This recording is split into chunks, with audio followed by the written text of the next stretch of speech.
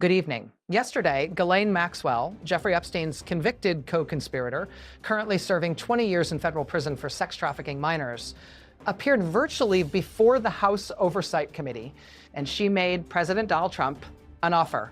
"Grant me clemency," her lawyer said, "and I'll testify that you're innocent.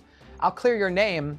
I'll explain why both you and Bill Clinton did nothing wrong." Let me say that again. A convicted child sex trafficker is offering to absolve the President of the United States in exchange for her freedom. And today, as Congress reviews millions of unredacted Epstein files, the question everyone is asking is, will Trump take the deal? If you want coverage of this story that doesn't look away, that follows the evidence wherever it leads, subscribe to Capitol Prime right now. Hit that bell, because this story is about to explode. Let's begin. Monday morning, February 9th, 2026, federal prison camp Bryan in Texas. Ghislaine Maxwell sits at a conference table. Brown prison-issued shirt, bottle of water, a camera broadcasting her image to the House Oversight Committee in Washington, D.C. Chairman James Comer, Republican from Kentucky, begins asking questions. Who else was involved in Epstein's trafficking operation?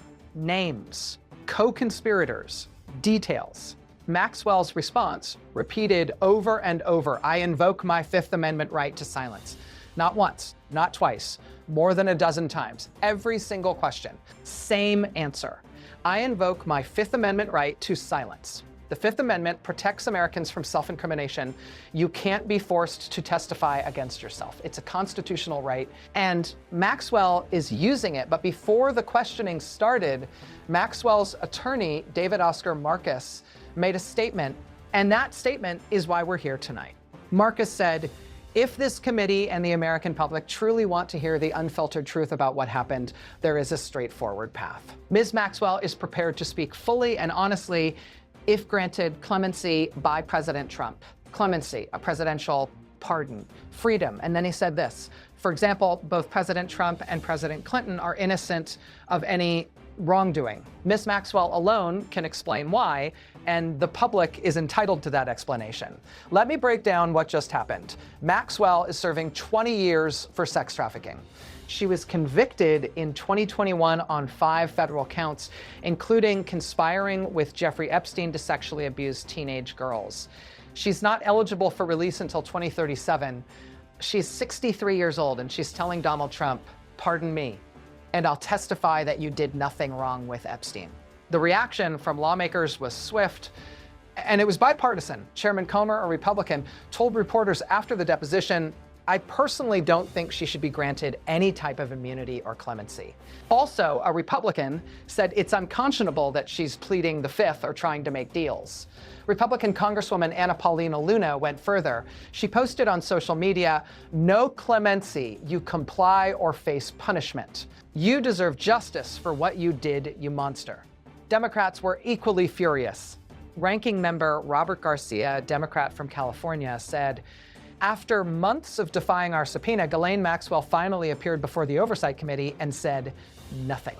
She answered no questions and provided no information about the men who raped and trafficked women and girls. Congressman Ro Khanna, Democrat from California, posted, "Here is my conclusion after sitting through Maxwell's deposition with her refusing to answer a single question about the men who raped underage girls, saying she would only do so for clemency. She must immediately be sent back to the maximum security prison where she belongs." Congresswoman Melanie Stansbury, Democrat from New Mexico, was blunt. She is telling Donald Trump through her deposition that she is trying to buy her clemency. And that's exactly what this is. Maxwell is not offering information out of a sense of justice or remorse. She's offering information in exchange for her freedom. It's a transaction, a deal, and the price is a presidential pardon. Let's talk about why this matters. Because Donald Trump and Jeffrey Epstein have a documented history. They were friends in the 1990s and early 2000s. They attended parties together. They were photographed together. Trump called Epstein a terrific guy in a 2002 New York Magazine profile. Trump said, "He's a lot of fun to be with. It is even said that he likes beautiful women as much as I do, and many of them are on the younger side." on the younger side. That's what Trump said in 2002. Epstein was convicted in 2008 for soliciting prostitution from a minor. He died in 2019 in a Manhattan jail cell while awaiting trial on federal sex trafficking charges. The medical examiner ruled it suicide by hanging. Conspiracy theories have swirled ever since. Trump has said repeatedly that he cut ties with Epstein in the early 2000s. Before Epstein's 2008 conviction, Trump has said he was not a fan of Epstein. He's denied ever visiting Epstein's private island. He's denied any wrongdoing. But the Epstein files, millions of pages of Department of Justice documents, show Trump's name appearing repeatedly. Flight logs, party guest lists, phone records. Trump has called the Epstein scandal a hoax. He said the accusations against him are politically motivated. He's insisted he did nothing wrong. And now, Ghislaine Maxwell, the woman who was Epstein's right hand, the woman who recruited and groomed teenage girls for Epstein's abuse, is offering to testify that Trump is innocent if he pardons her. Monday was also the day Congress began reviewing unredacted Epstein files. More than 3 million pages of Department of Justice documents, emails, flight logs, financial records, investigative reports. Names. President Trump signed the Epstein Files Transparency Act, which mandates the release of these documents to Congress and eventually to the public. It was spearheaded by Republican Congressman Tim Burchett. The files show connections between Epstein and dozens of powerful men, politicians, businessmen, celebrities. Some of them visited Epstein's properties. Some of them flew on his private jet. Some of them are named in allegations by survivors.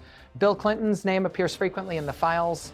He flew on Epstein's plane, the so-called Lolita Express, multiple times in the early 2000s. Clinton has said he knew nothing about Epstein's criminal conduct. He said his trips were related to charitable work with the Clinton Foundation. Clinton and his wife, former Secretary of State Hillary Clinton, have both been subpoenaed to testify before the House Oversight Committee. Hillary Clinton is scheduled for a deposition on February 26th. Bill Clinton on February 27th. The Clintons initially resisted, but they agreed to testify after the House threatened to hold them in criminal contempt. And now Maxwell is saying she can clear both Trump and Clinton, both Democrats and Republicans. It's a political insurance policy. She's telling both parties, I have information you want. Information that exonerates your guy. All you have to do is set me free.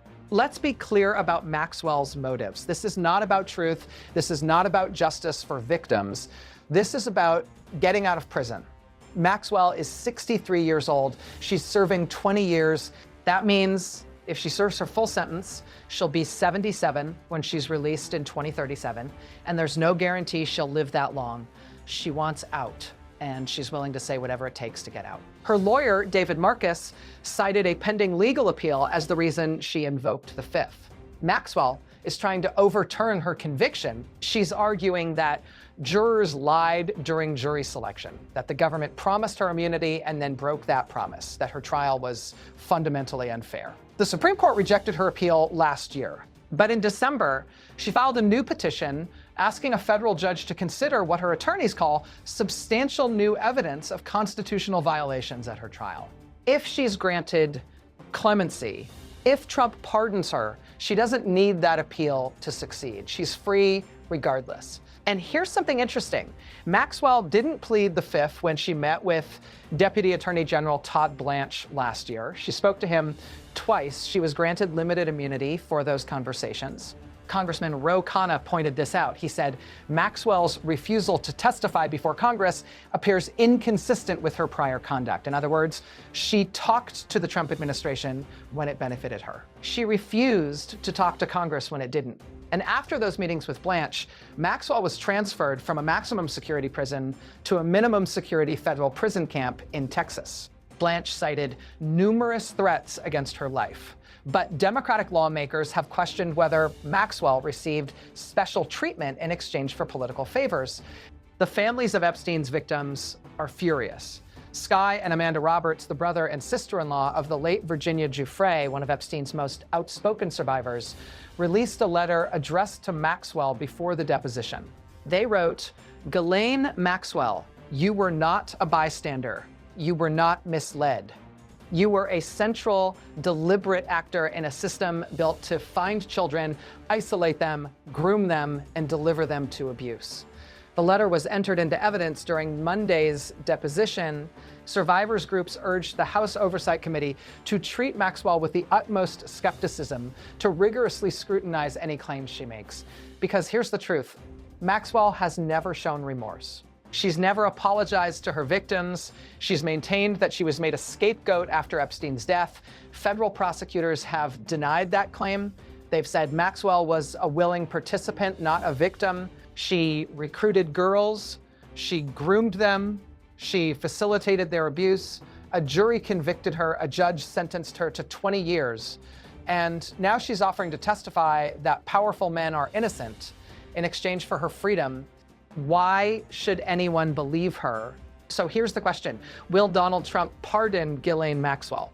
When asked Monday about Maxwell's appeal, the White House pointed to previous remarks from the president that indicated the prospect of a pardon was not on his radar. But Trump has been liberal with pardons. He's pardoned controversial figures who have connections to him or who serve his political interests. He pardoned Binance founder Changpeng Zhao, who pled guilty to violating anti-money laundering laws. He pardoned former Puerto Rican governor Wanda Vázquez Garced, convicted in a federal corruption case. He pardoned former Honduran president Juan Orlando Hernandez, convicted of conspiring with drug traffickers. And Trump granted blanket clemency to all 1,500 people convicted or charged in connection with the January 6th Capitol riot. So Trump is willing to pardon people.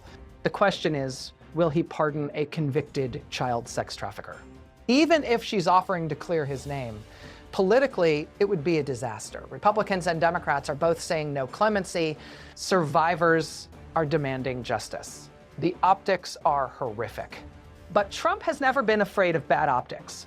And if Maxwell has information that genuinely exonerates him, if she has documents, recordings, testimony that proves he never participated in Epstein's crimes, would he take the deal? That's the calculus. And only Trump knows the answer. Yesterday, Ghislaine Maxwell offered Donald Trump a deal: grant me clemency and I'll testify that you're innocent. Congress is reviewing millions of unredacted Epstein files. The Clintons are scheduled to testify later this month. Survivors are demanding justice. And Maxwell, convicted, imprisoned, desperate, is trying to trade her freedom for absolution. Subscribe to Capital Prime. Because this story is far from over. We're going to follow every deposition, every file release, every development. Let me know in the comments, do you think Trump will pardon Maxwell? Should he? And if she does testify, would you believe her? This is Capital Prime. Good night.